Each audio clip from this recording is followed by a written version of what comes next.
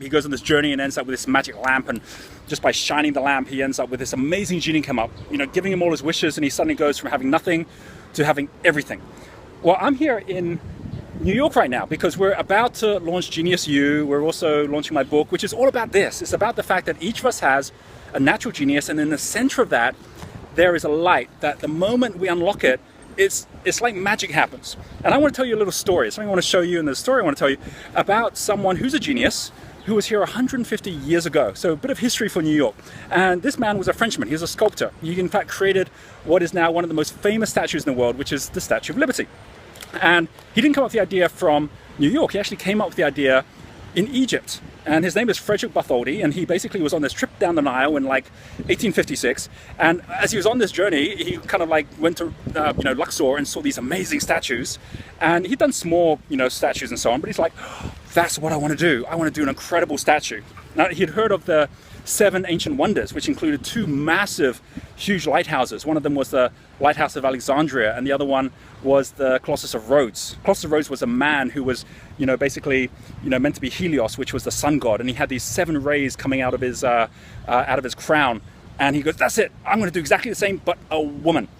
That was his plan. And he went back and started doing all the drawings and so on. And what's so interesting about that process is he had to wait for the right opportunity, because this is like a big project. So he waited 10 years. And eventually the time came, which was the launch of the Suez Canal, where he said, perfect, that's where it needs to be. And so he ends up basically heading down to the Suez Canal for the opening, meets up with the leader of Egypt, shows him all the drawings, gets this close to getting it like approved, but they don't have the financing. So what are you going to do? Are you going to like say, well, that's it, I'm not going to do it anymore? No, go find someone else who's going to actually see the value in what you're doing. So he did that. He went out and said, well, America must be the next place, because America's like right now at the birth of its independence. And so he connects with the people in America, the people in France. He gets the governments on both sides to okay it, but they're only going to put up some of the money.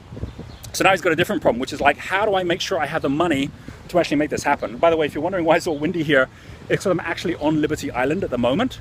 As you can see up here, here is the back of Lady Liberty. So we'll kind of go around to the front if it's not too windy. We'll see how it goes here. And so what he does is he basically, like if you're in a situation where you're going to be starting something and you don't have the resources, it's like, I've got a business I've got to start, or I've got a product I want to get going. And you're giving yourself the excuse, which is like, I can't do it any more than I can because I don't have the resources to do it. Well, take a tip from what he did. This is what Frederick did. He says, I got this big woman I got to make. I got to start somewhere. So he starts with a hand. So she ends up like creating the hand with the torch, taking it to the Centennial Exhibition in New York. This is like now in 1886. It's like 20 years after he came up with the idea. Enough that he can then start getting like funding from people, saying, here's what I have in mind.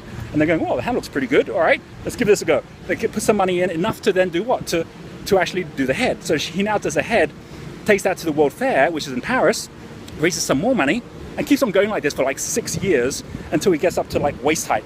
And this is where he's kind of like getting the reporters in, saying, look what I've done now. And they're like, wow, this is pretty impressive. And he has this lunch in the Torso where they all come in and have a lunch and then go out and report about this. And the magic in this is not just that he ends up getting the money bit by bit, he ends up getting the support, the connections bit by bit as well. So for example, Gustav Eiffel, who is of Eiffel Tower fame, ends up supporting him and becomes the engineer on the project. Someone like Joseph Pulitzer, who is a wealthy man in New York who basically created the Pulitzer Prize, but also then said, I'm going to put my efforts behind this as well, and went out and raised the money with the New Yorkers. The last 120,000 donations that came in were from New Yorkers themselves for the base, while like Gustav was there and Frederick were there with all the different bits of the Statue of Liberty and like crates within the New York port. And they finally got it all together by like 1886, and then it went up, and here it is today. This is the Statue of Liberty, and here we are on Liberty Island at the moment, looking out to sea, so that everyone who used to come in to New York, or everyone who still comes in to New York by ship, would actually get this beautiful sight of the Statue of Liberty as they came in as a symbol of freedom. But what can we learn from this? What are the kind of 5 steps that you and I can follow, and that I see people following all the time, which allows them to go from nothing to everything, to leaving a legacy? The first step is manifest. I mean, obviously that's what he did. He didn't just say, I've got an idea. He wrote it down, he drew it out. So manifesting is the #1 key thing. Second thing is acting, not massive actions, but small actions which lead you towards where you're going. So you can start building resources as you go as well. That's the second thing that he did. And then the third thing, for a lot of us, we're like, well, I don't have much. I don't have much to give. We each have our genius to give. So that was one of the biggest things, was that just giving your genius, giving his genius, he did it bit by bit. Here's the hand, here's the head. Just doing it bit by bit allowed him to be able to then get the support he needed. And that's where the fourth step comes in, which is involve. You know, involve is not about like you trying to do it all yourself. You know, success is not how much you want it. Success is how much the people around you want your success, how much they're involved in it so that their success is your success and vice versa. That's what he did when he got everyone involved in it, so it became something which was way beyond him. That's why so many people then contributed towards it as well. And then finally, complete. You know, he actually had to finish it off, and he did in 1886, headed back to France, got like the biggest honor you can get in France, which is the Legion of Honor. And that was it. That was his legacy. And here we are now 150 years later, and there is the Statue of Liberty. So manifest, act, gift, involve, complete, M-A-G-I-C. Those are the 5 magic steps for us to actually get from genius to genie. And for you, it's the same thing. For me, it's the same thing as well. It's like all you gotta do is find the lamp, and if we get the lamp and then we rub it, we're gonna end up basically with this genie coming out. And it's not something that kind of like is there like, you know, a long time in the future. It already exists. In fact, the word genie is a French verb, which actually, French word that comes from genius, which is a Latin word, which is meant as the guardian spirit within each of us. You know, this is what our ancestors used to think, is that we all had a guardian spirit within us, and that guardian spirit was something which created our character, it created our talents, it created what was uniquely us. And that's really the base of everything from the Genius Test, the Genius U, to the Millionaire Master Plan, is the fact that it's bringing that back to life, that already exists for each of us. You know, G-E-N, gen, means in Latin to give birth, as in, you know, Genesis or generation, genius. You know, our genie is about what it is that gives birth to the greatness within us as well.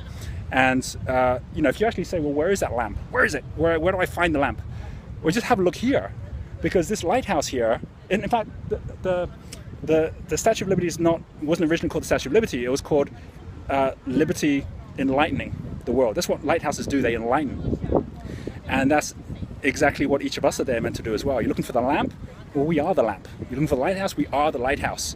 You know, we're there just waiting for someone to kind of come along and polish us, unless we choose to do it for ourselves with those 5 key steps that we can take, and suddenly out comes our greatness. So as we get to a point where the helicopter is flying overhead, and as I head back into New York, the next time you see this little statue here, hopefully it will remind you of the lighthouse that you are, and the fact that just by taking those 5 steps, you also can make that magic. And on that note, we'll be off, and we'll see you in the next video.